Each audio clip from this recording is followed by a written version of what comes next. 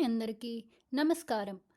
నువ్వు ఏదైనా కొత్తగా చేద్దాం అనుకున్నప్పుడు 10 మంది 10 రకాలుగా మాట్లాడుతున్నారా?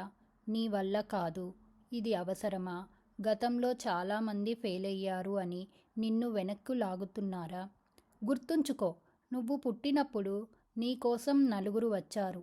నువ్వు చనిపోయినప్పుడు నీ కోసం నలుగురు వస్తారు.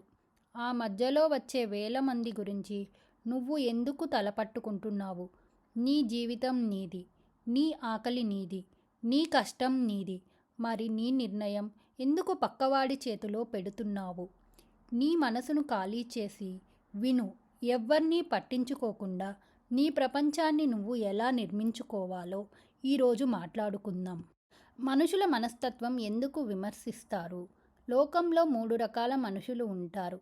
మొదటి రకం, వీరు ఏమీ చెయ్యరు, చేసేవాడిని చూసి నవ్వుతారు. రెండవ రకం, వీరు చెయ్యాలనుకుంటారు కానీ భయపడతారు, అందుకే నువ్వు చేస్తుంటే అసూయ పడుతారు. మూడవ రకం, వీరు మాత్రమే నీకు తోడుగా ఉంటారు కానీ వీరు కేవలం 1% మాత్రమే. మిగిలిన 99% మందికి నీ సక్సెస్ కంటే నీ ఫెయిల్యూర్ అంటేనే ఎక్కువ ఇష్టం. ఎందుకంటే నువ్వు గెలిస్తే వాళ్ళ అసమర్థత బయటపడుతుంది, అందుకే నిన్ను విమర్శిస్తారు. వారి విమర్శ నీ తప్పు కాదు, అది వారి భయం. ఒక ఏనుగు వెళ్తుంటే 100 కుక్కలు మొరుగుతాయి. ఏనుగు వెనక్కి తిరిగి చూస్తుందా? లేదు. దాని దారి దానిదే. నీ దారి కూడా అలాగే ఉండాలి. నీ విలువ నీ చేతుల్లోనే. ఎవరో నిన్ను తక్కువ చేశారని నువ్వు తక్కువ అయిపోవు. ఒక 500 రూపాయల నోటు తీసుకో, దాన్ని నలుపు లేదా బురదలో వెయ్యి, దాని మీద కాలు పెట్టి తొక్కో. ఇప్పుడు చెప్పు, దాని విలువ తగ్గిందా? లేదు. అది ఇప్పటికీ 500 రూపాయల నోటే. నువ్వు కూడా అంతే. సమాజం నిన్ను ఎన్ని మాటలు అన్నా, ఎన్ని అవమానాలు ఎదురైనా నీ లోపల ఉన్న టాలెంట్, నీ విలువ తగ్గదు. నీ మీద నీకు నమ్మకం ఉన్నంతకాలం పక్కవాడి మాట కేవలం గాలి మాత్రమే. నువ్వు మాట్లాడాల్సింది నోటితో కాదు, నీ విజయంతో. నీ సక్సెస్ ఇచ్చే సౌండ్ ముందు ఏ విమర్శ నిలబడదు. ఒంటరి ప్రయాణం అత్యున్నత శక్తి. గొప్ప గొప్ప సామ్రాజ్యాలు ఒంటరిగానే మొదలయ్యాయి. రాత్రికి రాత్రి ఏదీ జరగదు. నువ్వు నీ పనిలో మునిగిపోయినప్పుడు లోకం నిన్ను పిచ్చివాడు అంటుంది.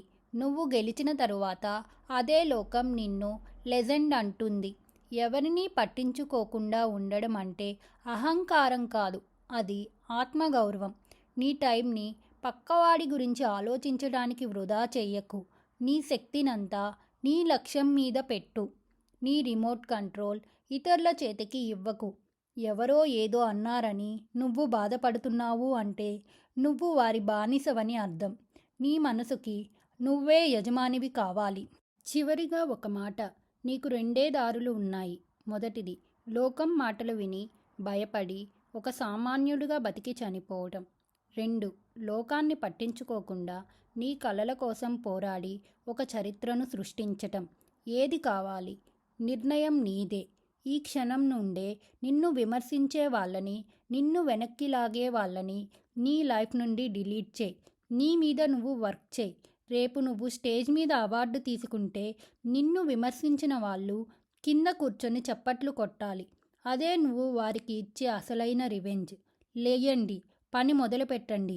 లోకం కోసం కాదు, నీ కోసం. మీకు ఈ వీడియో నచ్చిందా? అయితే మీ ఫ్రెండ్స్ అండ్ ఫ్యామిలీకి షేర్ చేయండి. Thanks for watching. Please like, share and subscribe guess it Telugu channel. మరొక వీడియోతో కలుద్దాం. Bye friends.